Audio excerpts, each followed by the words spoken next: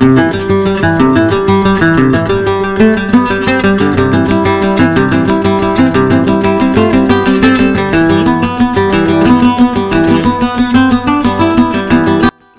এই নতুন ভিডিওতে তোমাদের সবাইকে স্বাগত। তোমরা দেখছো আলপনা কিচেন। আর যারা নতুন অবশ্যই প্রথমবার যদি দেখে থাকো তাহলে ভিডিও ভালো লাগলে লাইক কমেন্ট করে সাবস্ক্রাইব করে দিও। যদি ফেসবুক থেকে দেখো অবশ্যই পেজটি ফলো করার অনুরোধ রইল। এই ভিডিওটা তোমরা দেখে বুঝে গেছো যে কী রকম হতে চলেছে, অবশ্যই থাম্বনেল দেখেছো তোমরা। তো আমি এখানে বাজার থেকে আনিয়ে নিয়েছিলাম ছোট্ট মাছ, তার মধ্যে কয়েকটা ট্যাংরা মাছ বেছে নিয়ে তোমরা সাইজ দেখতে পেয়েছো ঠিক এরকম সাইজের। আর এই ট্যাংরা মাছগুলো খেতে দারুণ লাগে। তো এই ট্যাংরা মাছগুলো ভালো করে আমি ধুয়ে পরিষ্কার করে নিয়েছি। এবারে এর সাথে আমি একটু হলুদ গুঁড়ো, লঙ্কা গুঁড়ো, সামান্য নুন দিয়ে 10 মিনিট ম্যারিনেশন করে রেখে দেবো। তোমরা কারা কারা ট্যাংরা মাছ খেতে পছন্দ করো? যারা অবভিয়াসলি ক্লিক করেছো তারা অবভিয়াসলি ট্যাংরা মাছ ভালোবাসো আমার মনে হচ্ছে। তো ওই জন্য ভিডিওটি তোমরা এসছো। তো পুরোটাই শেষ পর্যন্ত দেখো, একটি স্কিপ করো না। আমি কিভাবে ট্যাংরা মাছগুলো রান্না করি, কীরকম প্রসেসে, সেটা তোমরা দেখো। একেবারে আমি অন্যরকম করছি, তোমরাও করো, বাট আমার প্রসেসটা একবার দেখে নিতে পারো, দেখবে খুবই ভালো লাগবে আর খুবই মজাদার এই রেসিপিটা। তো ট্যাংরা মাছগুলো তেলে ভালো করে মচমচে করে ফ্রাই করে নেব। তারপরে তোলার পরে দেখো ওই তেলের মধ্যে এখানে সরু সরু লম্বা লম্বা আলু, এই দেখো তোমরা দেখতে পেয়েছো এরকম করে আলু কেটে এটাকেও কিন্তু লাল লাল করে মচমচে করে ফ্রাই করে নিতে হবে, এই যে তোমরা যেমনটি দেখছো এই ভিডিওতে। তো সব কিছু আমার ফ্রাই হয়ে গেছে, তোমরা দেখতেই পাচ্ছ। এবারে আমি যাব নেক্সট প্রসেসে। ওই যে অবশিষ্ট তেল ছিল ওখানে আমি ফোড়নের জন্য শুকনো লঙ্কা, গোটা জিরে আর সামান্য তেজপাতা, পুরোটাই দিচ্ছি না, একটুখানি তেজপাতা ওখানে ছিঁড়ে ফেলে দিলাম। তো ফোড়ন হয়ে গেলে এখানে খানিকটা কুচনো পেঁয়াজ এর মধ্যে দিয়ে দেব। তো ভালো করে এটাকে নাড়াচাড়া করে নিতে হবে। চুলোর আঁচ অবশ্য মিডিয়াম রেখো।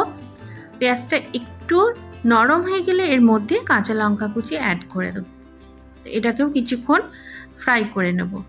তারপরে এখানে কয়েক টুকরো টমেটো অ্যাড করে দেব। সবগুলো ভালো করে নাড়াচাড়া করে একটু ফ্রাই করে নিতে হবে। যখন দেখবে এরকম পজিশন হয়েছে তখন এর সাথে আমি অ্যাড করে দেব নুন, হলুদ গুঁড়ো আর লঙ্কা গুঁড়ো। তো ভালো করে আবারও নাড়াচাড়া করতে হবে। এই রেসিপিটার প্রচণ্ড টেস্টি হয়েছিল, আর যত আমি এটাকে বেশি কষিয়ে কষিয়ে রান্না করব তত কিন্তু এই টেস্টটা অনেকটাই বেরোবে। বেশ কিছুক্ষণ নাড়াচাড়া করার পরে এখানে আরও কিছু মশলা আমি অ্যাড করব, দেখতে থাকো। ধনে গুঁড়ো সামান্য পরিমাণে এবং জিরে গুঁড়ো। তো ভালো করে নাড়াচাড়া করে একটু সামান্য জল দিয়ে দেবো, তাহলে খুব সুন্দরভাবে এটা কষানো হবে, যেহেতু একেবারে ড্রাই হয়ে গেছিলো। তো বেশ কিছুক্ষণ জল দিয়ে এটাকে আমি একেবারে কষিয়ে নেব ভালো করে। তো এই রকম পর্যায়ে মানে কষানো হয়ে গেলে এখানে অ্যাড করব সামান্য পরিমাণে জল, যাতে ভালো করে পেঁয়াজ, টমেটো, কাঁচা লঙ্কা একেবারে পুরোপুরি সেদ্ধ হয়ে যায়। তো তোমরা দেখতেই পাচ্ছ খুব সুন্দরভাবে কিন্তু সফট হয়ে গেছে, মশলা থেকে দেখো তেল ছেড়ে দিয়েছে। এই রকম পর্যায়ে আমি এখানে অ্যাড করব যে ভেজে রাখা আলু, সেটা এর মধ্যে অ্যাড করব।